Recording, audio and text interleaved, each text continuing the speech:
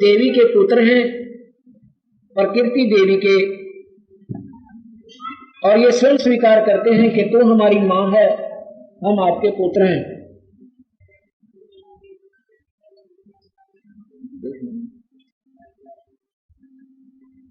सारे संस्कार में गए थे। अच्छा, तो ये देवी भागवत महापुराण आप देखियो पढ़ कर, शायद जो परमात्मा की चाहने वाली आत्मा सबके घर घर पाऊंगी। उसके तीसरे सकंद में, और कहो तो मैं आपको सुना देता हूं छोटा सा उसका प्रकरण, उसमें क्या लिख रखा है। उस गीता क्या लिखा है उसने,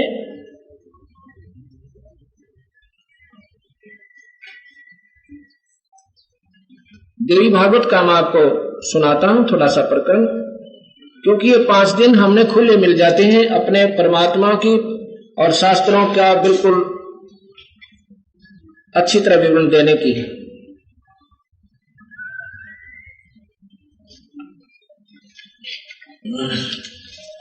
उसमें क्या लिखा है कि ब्रह्मा से नारद जी पूछता है, नारद ब्रह्मा जी के पुत्र हैं, कहते हैं पिताश्री नारद से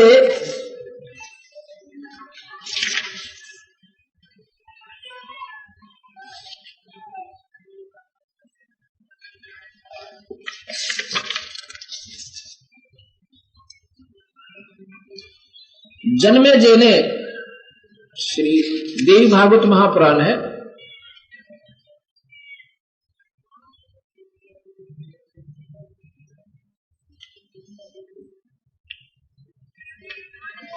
भगवान नारद जी बता रहे हैं कि जन्मेजय पूछ रहे हैं भगवान नारद से कि हे ऋषिवर, हमने सुना है कि देवी जो है ये आदि माया महाशक्ति, इनके बारे में जानकारी दिए मुझे, सृष्टि की कैसे उत्पत्ति हुई। अब यहां विचार थोड़ा सा ध्यान से सुनना होगा मेरी बातों को। ये जो पुराणों में देवी भागवत महापुराण, शिव पुराण, ब्रह्मा पुराण, विष्णु पुराण में सृष्टि की उत्पत्ति लिखा है, उनमें लिखा है जब कल्प के बाद सृष्टि फिर रची जाती है। कल्प कितना है, एक ब्रह्मा का दिन, ये कल्प कहलाता है, 1000 चतुर्युग। इन तीनों लोकों में ब्रह्मा, ये जो मृतलोक और स्वर्गलोक जिसको इंद्र का लोक कहते हैं, और पाताल लोक, इनके प्राणी समाप्त हो जाते हैं 1000 चतुर्युग के बाद, और 1000 चतुर्युग तक कोई उत्पत्ति इनकर नहीं होती। उसके बाद फिर दोबारा सृष्टि कौन रचता है, ये जो काल भगवान है ना, गीता में कहता है 11वें अध्याय के 32वें श्लोक में, मैं काल हूं अर्जुन, और सबको खाने के लिए आया हूं और किसी को नहीं छोड़ूंगा। 11वें अध्याय के 21वें श्लोक में अर्जुन आंखों देखा हाल बताओ भगवान, आपके अंदर तो ये ऋषि भी प्रवेश कर रहे हैं, आप उन्हें भी खा रहे हो, जो आप ही की स्तुति कर रहे हैं, आपके ही वेद मंत्रों का जाप कर रहे हैं और आप ही की कीर्तन कर रहे हैं गुणों का, आप इनको भी खा रहे हो। ये काल जो है ये ब्रह्मा विष्णु महेश का पिता है, और शेरा वाली, इसको प्रकृति देवी भी कहते हैं, दुर्गा भी कहते हैं, या इनकी मां और काल की पत्नी है। ये आपको शास्त्रों में बताऊंगा। शायद कबीर साहब की बात नहीं स्वीकार कर सकते, क्योंकि कबीर साहब को हम कोई विद्वान पुरुष नहीं मानते थे, उसको मानते थे कि ऐसे ही बॉडी बूथ सा है और ये कोई शास्त्रों का ज्ञाता नहीं है। वो स्वयं परमात्मा थे, अपने ही शास्त्रों का आप ज्ञान देने के लिए, अपना भेद बताने के लिए स्वयं आए थे। वो भी शास्त्र हैं जो गीता जी एक अनमोल शास्त्र, हम कभी अस्वीकार नहीं कर सकता कोई भी प्राणी मात्र जिनको थोड़ा सा भी ज्ञान है, इस श्रेष्ठ वेदों को कोई नकारा नहीं कर सकता। ऐसे ही वेदों का ज्यों का जो वर्णन जो इन देवी भागवत महापुराण में है और वेदों और गीता जी में है, वही भगवान कबीर साहब के आज से 600 वर्ष पुराना शास्त्र है, आज का नहीं है। उसमें भी यही मिला है, कोई न सोचे आज ही उसमें फेरबदल कर दिया होगा, नहीं, उसके आधार पर तो हमने इन शास्त्रों की खोज करी कि भगवान है, ये कबीर साहब ये गलत नहीं लिख सकते, और देखें तो उनमें लिखा भी है कि नहीं, जो का तू पाया, जो भगवान कबीर साहब ने अपने कबीर सागर में और शब्दावली में और इन वाणियों में लिखा हुआ है, कबीर बीजक में लिखा हुआ है। उसके आधार पर ये मजबूर होकर हमने शास्त्रों को ढूंढना पड़ा कि समाज फिर गुमराह कैसे हुआ। ये देखना है। इसमें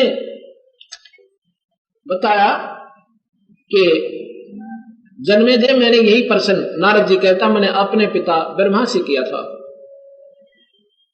ब्रह्मा ने कहा बेटा ये थोड़ा कठिन प्रश्न है, पर मैं आपको अपना आंखों देखा हाल बताऊंगा, सृष्टि की उत्पत्ति बताता हूं। मैं आपको बीच में ये बताना चाहता हूं कि ये काल भगवान 3 रूप में ब्रह्मलोक में रहता है। महाब्रह्मा, महाविष्णु, महाशिव, अपने ही 3 रूप बनाकर ये काल भगवान यानी ज्योत स्वरूपी निरंजन, ये स्वर्ग लोक उसमें ब्रह्मलोक में 3 रूपों में रहता है।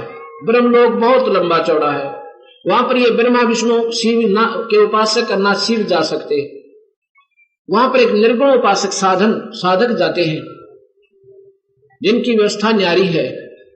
पूरे संतते नाम लेकर ओम नाम का मंत्र जाप करके हजारों वर्ष समाधि लाकर हजारों वर्षों में फिर वो ब्रह्मलोक जान के योग्य बनते हैं।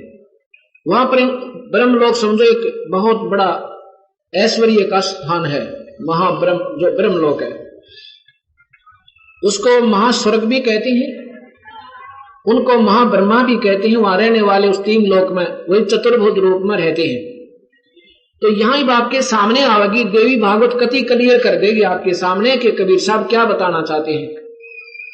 और देवी भागवत सभी को स्वीकार्य है, कोई नकारा नहीं कर सकता, ये अनमोल शास्त्र है। ऐसे ही गीता जी है, ऐसे ही कबीर साहब का जो सत्य मार्ग दर्शन आपको हो जाए तो फिर बहुत जल्दी हमें बातें समझ में आवे। उसने कहा कि नारद पुत्र बात सुन, मैं आपको आंखों देखा हाल बताऊं। एक बार मैं कमल, जब ये सृष्टि रची गई, मैं कमल के फूल पर था, मुझे नहीं मालूम मैं कहां से आ गया और किस प्रकार आया। मुझे तो कमल और पानी के सिवाय कुछ नहीं दृष्टि गोचर हो रहा था। ये भगवान काल यानी ब्रह्म क्या करता है, ये वहां पर 3 रूप में, महाब्रह्मा जब रजोगुण में होता है ये एक पुत्र उत्पन्न करता है। रजोगुण में वो रजोगुण प्रधान पुत्र होता है, उसको ब्रह्मा की ड्यूटी देकर ब्रह्मा नाम रखकर उसको सृष्टि की उत्पत्ति का कारण बनाता है। और जब तक वो जवान होते हैं ये ब्रह्मा, ये काल, ये ब्रह्म इनको मूर्छित रखता है, बेहोश रखता है।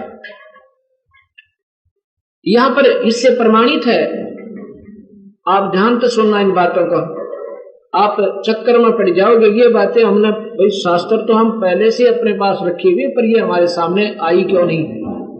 क्योंकि हम मौखिक बातों को ज्यादा विश्वास करते हैं और इतना शास्त्र पढ़ नहीं पाते। पढ़ते हैं तो भावनावश होकर कि धार्मिक कोई ग्रंथ शास्त्र का पाठ्यक्रम बहुत अच्छा बताया, इसको अवश्य पढ़ लेते हैं। लेकिन जैसे ही हम पढ़ाएंगे, अब पढ़ोगे तो उन शास्त्रों को विशेष रूप से ऐसे ही विष्णु ने बताया, वो आगे प्रकरण में आएगा जो बताऊंगा। तो इनको मालूम नहीं ब्रह्मा विष्णु महेश को, जब ये जवान होते इतने बेहोश रखते हैं। ऐसे ही महाविष्णु के रूप में ये काल वहां ब्रह्मलोक में रहता है, वहां विष्णु उत्पन्न करता है जब ये सतोगुण में होता है। प्रकृति देवी तक अपनी पत्नी के 3 रूप बनाकर वहां रहता है। और जब ये तमोगुण में होता है, जब शिव नामक पुत्र उत्पन्न करता है, उसको भी बेहोश रखता है।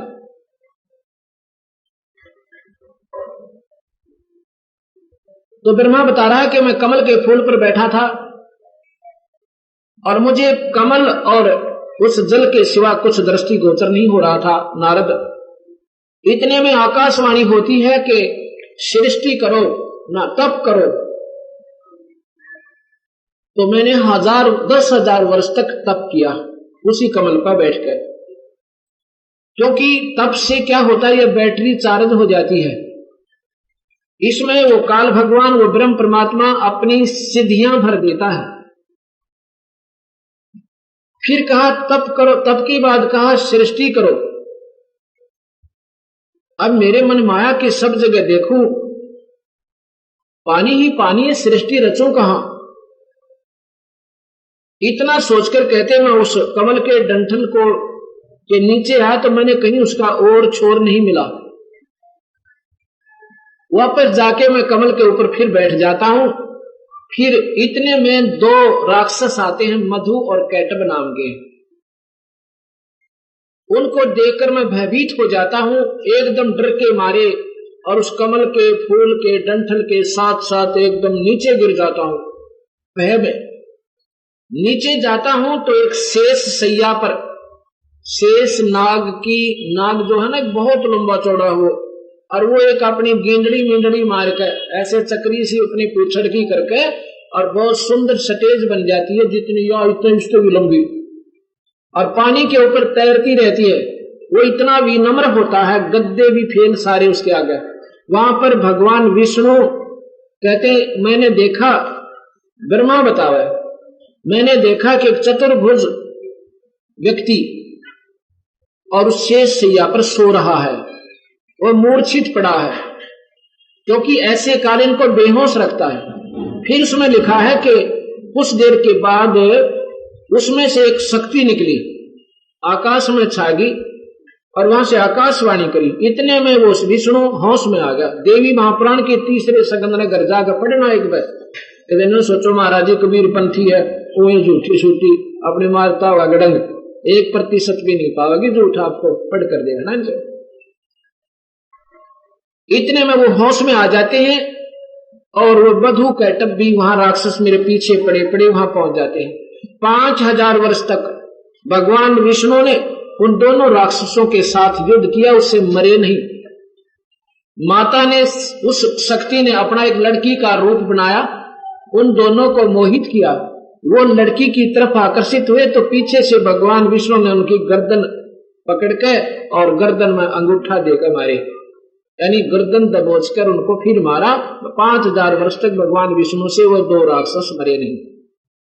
उसके बाद इतने में क्या देखूं, नारद के शिव भी वहीं पर आ गया, ये रुद्र, हम तीनों थे वहां और कोई नहीं था।